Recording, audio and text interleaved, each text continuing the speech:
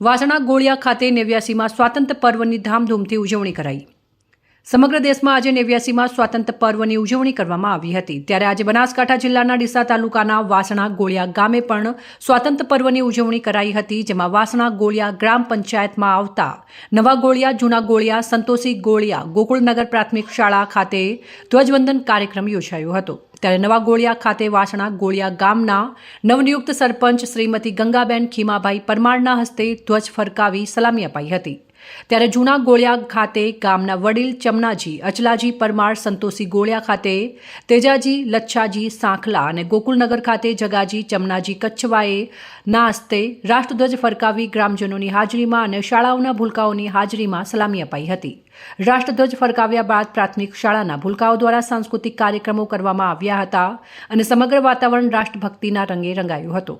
ત્યારે આન બાન અને શાન સાથે યોજાયેલા રાષ્ટ્રના પર્વની ઉજવણીમાં વિદ્યાર્થીઓએ દેશભક્તિ અને સાંસ્કૃતિક કાર્યક્રમમાં રજૂ કરીને સૌને મંત્રમુગ્ધ કર્યા હતા અને શાળાઓના ભૂલકાઓને ચોકલેટ અને કેળાનું વિતરણ કરવામાં આવ્યું હતું।